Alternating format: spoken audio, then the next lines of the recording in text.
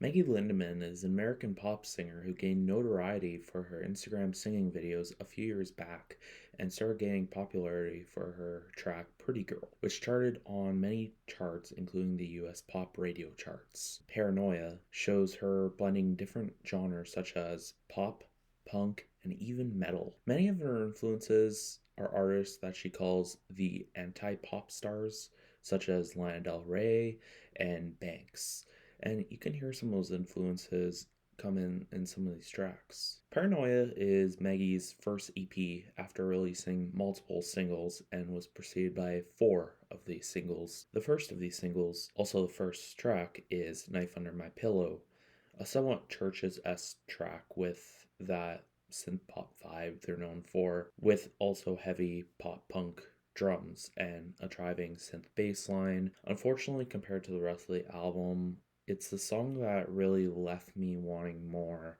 but it experiments with some great ideas, even if maybe a bit generic. The next track, Gaslight, features an artist named Sick Brain, who I recently only found out about around last year, but I've been digging into some of her stuff and it's pretty damn good. The thing that really surprised me was that I think it goes harder than it really needed to, but damn is it a freaking powerful track. I especially love the contrast between Sick Brain's screaming vocals and Maggie's higher register in the hook.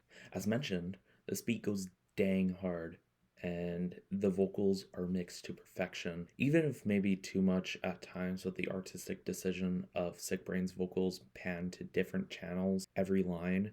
However, this track is definitely a massive highlight here. On Scissor Hands, this is where I think the track listing can start sounding like a Tickets to My Downfall worship album, but I find this track just fine. Again, maybe a bit generic. I didn't have too many thoughts about it other than the fact that it did sound like something from that album, which again might be a compliment towards Maggie since that may have been what she was going for. There's definitely cool ideas in this, like some cool Foley and a sick distorted guitar breakdown. Overall, just a fine track. I would put in the middle tier. Crash and Burn was a weaker one for me, still keeping on the Machine Gun Kelly theme, but I honestly could have sworn this came from an early 2000s Avril Lavigne album.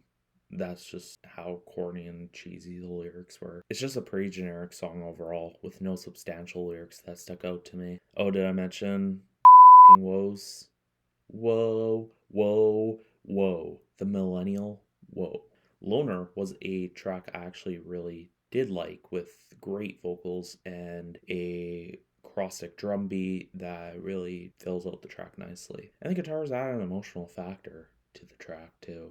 The songwriting made it probably my favorite song on the album, with lyrics about being a loner, of course, and but wanting it to remain that way.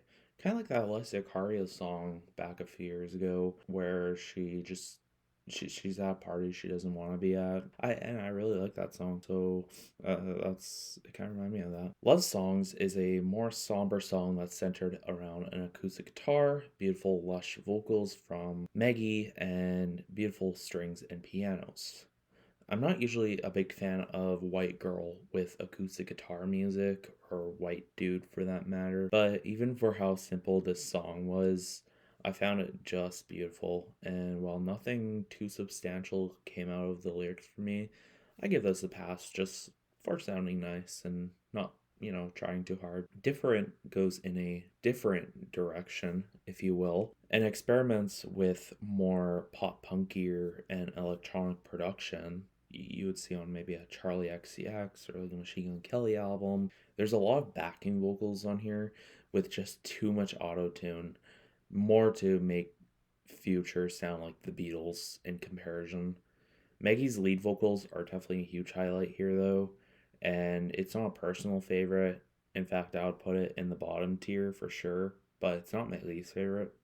It's Not Your Fault is the last track off this EP, which has 2000s post grunge and pop punk production.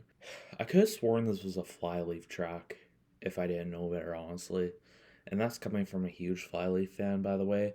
Flyleaf is one of my favorite post-grunge bands for sure, if they're considered post-grunge. This was probably another one of my favorite tracks on the album, just for what it was.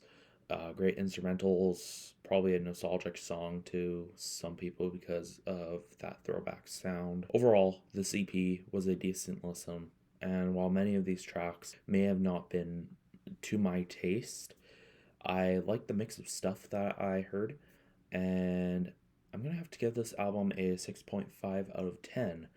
It's somewhat not that consistent, but it did have a good mix of tracks. Again, the 6.5 goes for some of the weaker tracks, really make it lose consistency. The okay tracks aren't that standout, and the good tracks are, good tracks. My favorite tracks have to be Gaslight, Loner, and It's Not Your Fault. Go check that album out.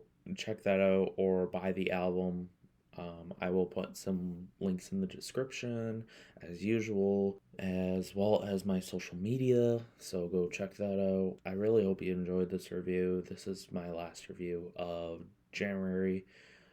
Next video will be a project that will probably take a couple weeks. It will be the month end wrap up of albums and EPs I checked out that I didn't get a chance to review. Of course, I only review like once a week, anyways, but I will eventually get the pedal rolling to make it to like 2 or 3 reviews a week or something like that. I will see you for that monthly end review. We have a lot to cover for late December and January. Paranoia, Maggie Lindemann, 2021.